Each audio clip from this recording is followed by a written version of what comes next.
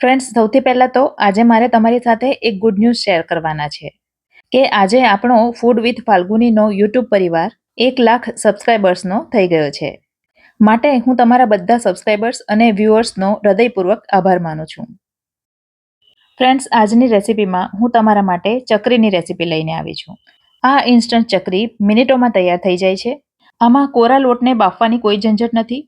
એકદમ ક્રિસ્પી, કુરકુરી અને સ્વાદમાં તો ખૂબ જ ટેસ્ટી બને છે.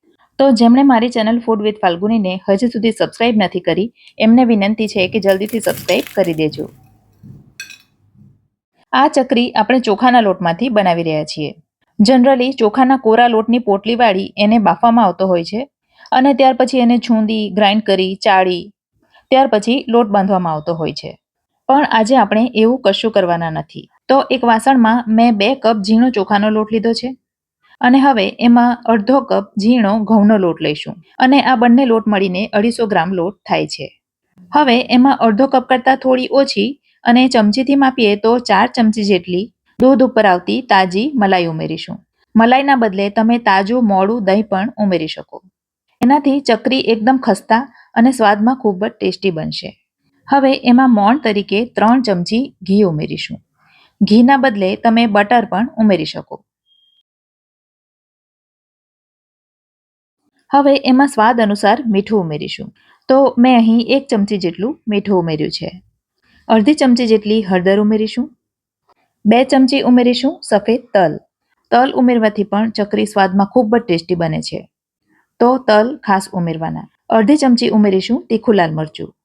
તીખું જો તમને વધારે ગમતું હોય તો વધારે લાલ મરચું ઉમેરી શકાય. 1/4 ચમચી જેટલી હિંગ ઉમેરીશું. હવે બધી વસ્તુઓને લોટ સાથે મિક્સ કરીશું. ફ્રેન્ડ્સ, ચોખાના લોટમાં બાઇન્ડિંગ નથી હોતું, માટે જ આપણે એમાં થોડો ઘઉંનો લોટ ઉમેર્યો છે, જેથી ચકરી પાડતી વખતે કે તળતી વખતે વિખેરાઈ નહીં જાય. પણ એનાથી ચકરીના સ્વાદમાં કોઈ ફેર નથી પડતો અને ચકરી ક્રિસ્પી પણ એટલી જ બને છે. હવે લોટને બાંધવા માટે અહીં થોડા હૂંફાળા પાણીનો ઉપયોગ કરીશું. પાણીને સાધારણ ગરમ કરીને ઉમેરવાથી પણ લોટની ચીકાશ વધે છે. તો 1 કપ હૂંફાળું પાણી લીધું છે અને એમાંથી જરૂરિયાત મુજબ પાણી ઉમેરીને લોટને બાંધીશું. થોડું થોડું પાણી ઉમેરતા જવાનું, જેથી લોટ વધારે નરમ ન થઈ જાય. ફ્રેન્ડ્સ, આ સિવાય દિવાળીના મેં ઘણા બધા નાસ્તાની રેસિપી અપલોડ કરી છે, જેની લિંક મેં ડિસ્ક્રિપ્શનમાં આપી દીધી છે, તો તમે ત્યાંથી જોઈ શકો છો. તો આ પ્રકારનો વધારે કઠણ પણ નહીં અને એકદમ નરમ પણ નહીં એ પ્રકારનો લોટ બાંધવાનો છે. અને આટલો લોટ બાંધવા માટે મને 1 કપ કરતાં થોડા ઓછા પાણીની જરૂર પડી. હવે ચકરીનો સંચો તેલથી ગ્રીસ કરીને તૈયાર કરી દીધો છે. એ બધું બતાવીને હું વિડીયો લાંબો નહીં કરીશ. ચકરી માટેની જાળી પણ અંદર મૂકી દીધી છે. હવે સંચામાં સમાય એટલો લોટ અંદર ભરી દઈશું. ફ્રેન્ડ્સ, આમાં લોટને રેસ્ટ આપવાની બિલકુલ જરૂર નથી. જેવો લોટ બંધાય એટલે સંચામાં ભરી ચકરી પાડી લેવાની. હવે મેં અહીં એક ચોપિંગ બોર્ડ લીધું છે. તમે થાળી ઊંધી કરીને એના પર પણ ચકરી પાડી શકો છો અને જેવડી સાઈઝની ચકરી તમને જોઈતી હોય એવડી સાઈઝની ચકરી પાડવાની. બહારનો અને અંદરનો છેડો થોડો ચોંટાડી દેવાનો, જેથી તળતી વખતે ખુલી ન જાય. તમારો લોટ જો પ્રોપર બંધાયો હશે તો ચકરી જરાય તૂટશે નહીં. તો આ રીતે 3-4 ચકરી પાડીને તૈયાર કરી દેવાની અને આટલી ચકરી તળાય ત્યાં સુધીમાં બીજી ચકરી પાડી લેવાની. અને ચકરી પાડો એ પહેલાં તળવા માટેનું તેલ ગરમ થવા માટે મૂકી દેવાનું.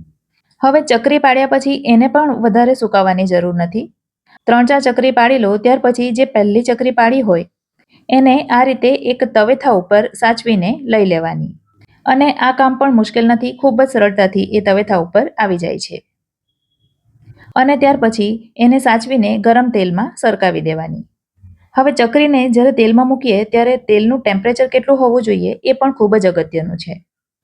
કારણ કે જો તેલ વધારે પડતું ગરમ હશે તો ચકરી મૂકતાની સાથે જ ઉપરથી લાલ થઈ જશે અને તેલ એકદમ ઠંડુ હશે તો ચકરી તેલમાં વિખેરાઈ શકે છે. માટે તેલનું ટેમ્પરેચર મધ્યમ ગરમ હોય એવું રાખવાનું.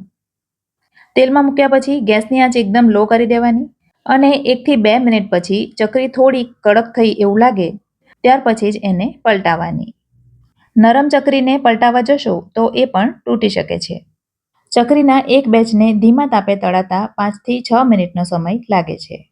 5-6 મિનિટ પછી ચકરી સાધારણ રંગ પકડે એટલે એને તેલમાંથી બહાર કાઢી લેવાની. અને પેપર ઉપર લઈ લેવાની એટલે એક્સ્ટ્રા ઓઇલ જે હોય એ શોષાઈ જાય. અને એ જ રીતે બીજી ચકરીઓ પણ તળી લેવાની. દેખાવે એકદમ ઉજળી અને એકદમ કુરકુરી બને છે આ ચકરી. અવાજ પરથી તમને ખ્યાલ આવી ગયો હશે કે એ કેટલી કુરકુરી બની છે. રેસીપી ગમી હોય તો વિડીયોને લાઇક કરજો અને તમારા સર્કલમાં શેર કરજો. ફરી મળીશું આવી જ એક નવી રેસીપી સાથે. ત્યાં સુધી મને રજા આપો. આવજો.